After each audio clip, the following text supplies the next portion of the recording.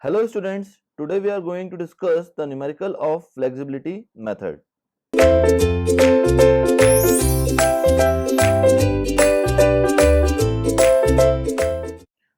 Question is written as analyze the beam shown in figure by flexibility matrix method. A beam is shown here, that is A, B, C, having fixed support at A, hinge support at B and C. Span AB will carry a uniformly distributed load of 60 kN per meter and span BC will carry a point load of 100 kN acting at the center. The span length of AB is 4 meter and for BC is 3 meter. Now for the analysis of this beam, first of all we need to determine the degree of static indeterminacy. Now we know that for the determination of static indeterminacy, the formula is R minus S. Here R is the total support reaction acting on the beam and S is the number of equilibrium condition.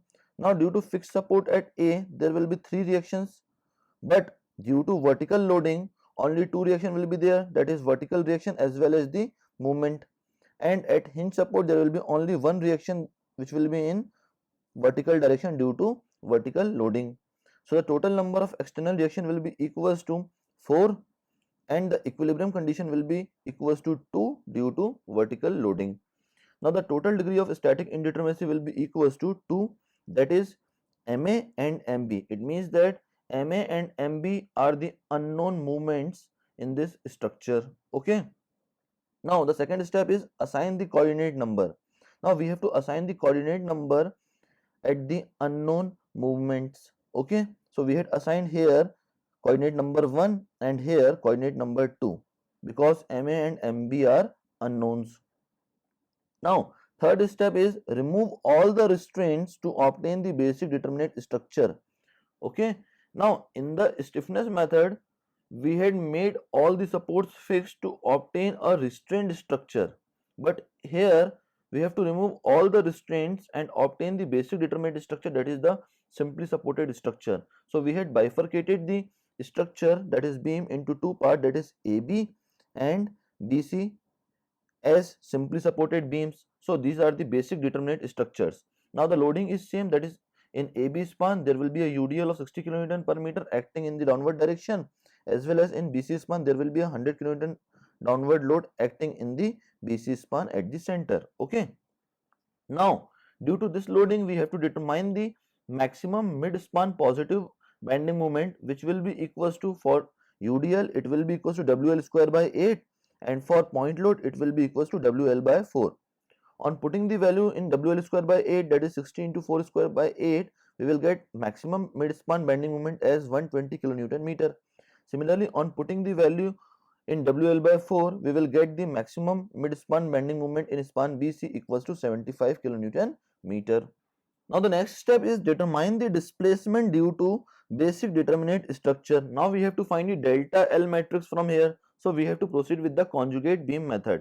Now we had made the beam like this, that is A dash, B dash, B dash and C dash, and we have loaded the A dash B dash span by the MS upon EI diagram. We had already calculated the MS value, that is the mid span maximum positive bending moment, it is 120 kilonewton meter. So the height of this parabola will be equals to 120 upon EI and the shape of this diagram is parabolic due to the uniformly distributed load.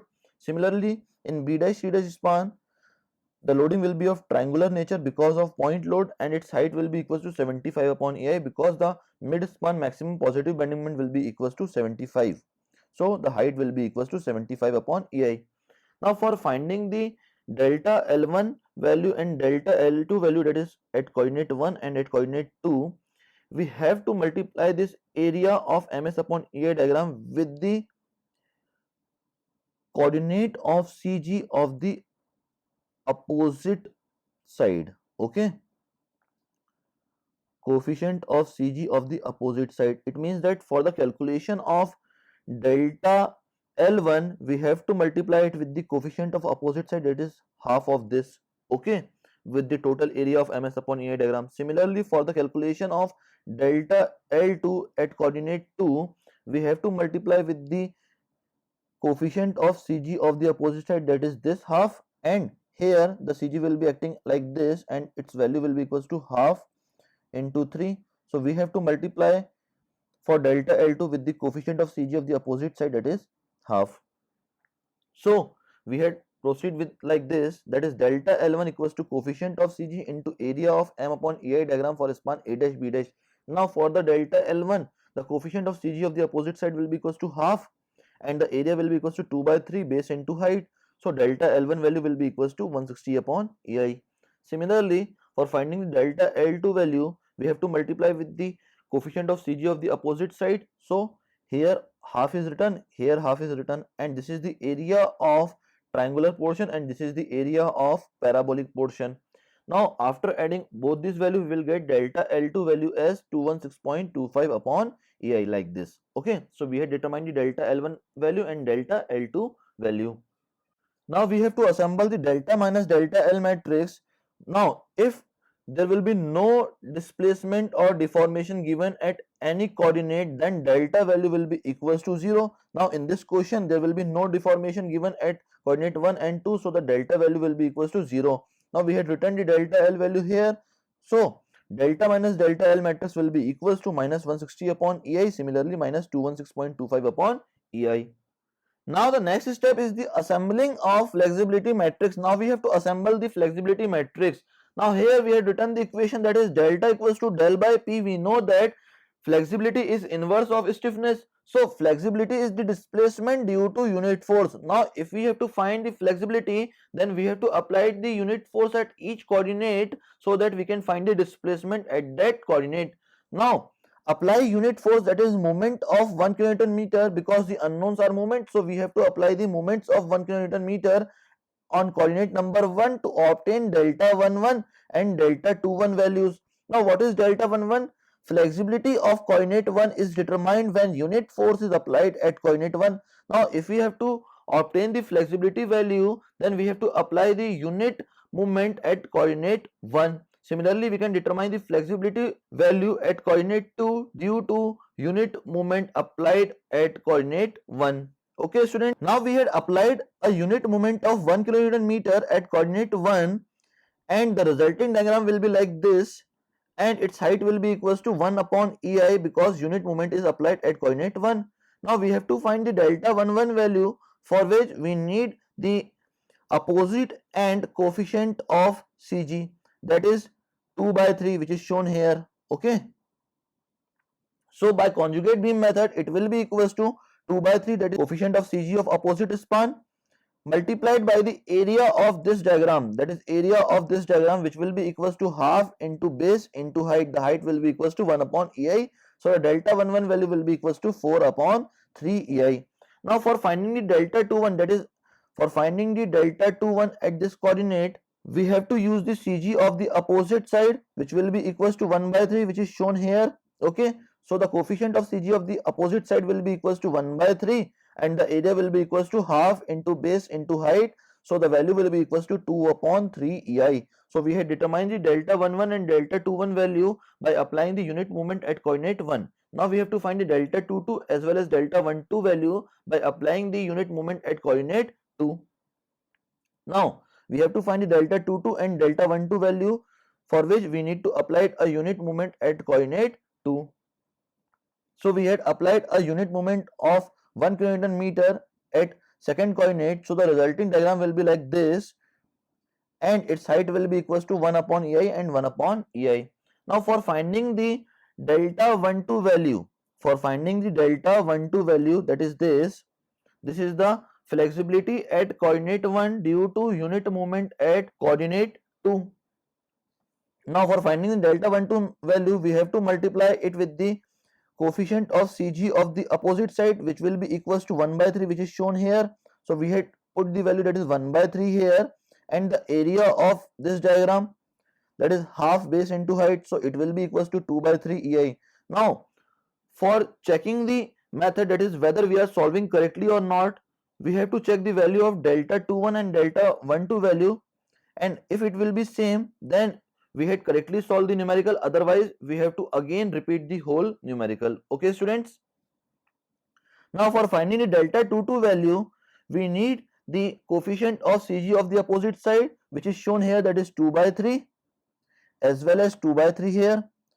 So we had taken the 2 by 3 here and 2 by 3 here, and the area of both the diagram, that is area of this diagram as well as area of this diagram. So it will be equals to half into base into height. Similarly, half into base into height, we will get delta 22 value as 7 by 3 EI. Okay students, now we have assembled the flexibility matrix and we had taken common 1 upon 3i, and the resulting matrix will be equals to 4 2 2 7.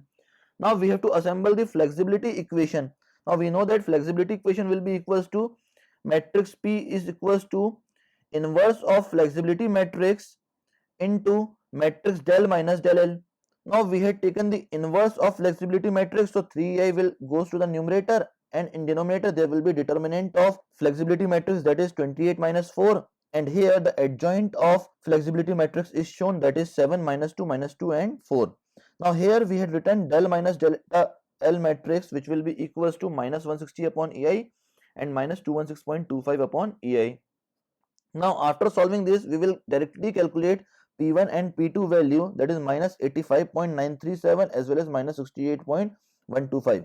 Now in this method, that is in flexibility matrix method, we don't want to use the slope deflection equation for calculation of the moment. Here the value of moment is directly determined by the flexibility equation. Okay student, so this method is comparatively easy as compared to the stiffness matrix method. Now P1 will be equals to minus 85.937 kilometer meter. It means that our assumed direction is wrong at coordinate 1. We had assumed the sagging moment, but this negative sign shows that our direction or our assumed direction is wrong. So the correct direction will be hogging, or the correct nature of this movement will be hogging. So we had written the MA value, which will be equals to P1 equals to 85.937 kilometer meter, and its nature will be hogging. Similarly, P2 value is also comes out to be negative. It means that it is also hogging bending moment. So MB will be equals to P2 equals to 68.125 kilometer meter, and its nature will be hogging. Okay students, now the final step is the final end moments. We had made the final end moments in the beam like this, that due to hogging bending moment, the bending moment at A will be acting in the anti-clockwise direction like this, and at B it will be acting in clockwise direction in the span AB. Similarly, due to hogging bending moment, we have to make the moment diagram in span BC like this, that is anti-clockwise movement, that is 68.125, and due to hinge support at C, there will be zero bending moment, so it will be equals to 0.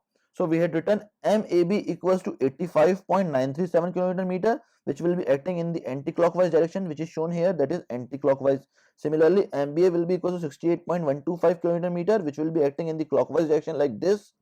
Similarly, MBC will be equals to 68.125 kilometer meter, which will be acting in the anti-clockwise direction, and MCB will be equals to 0 kilometer meter because of hinge support.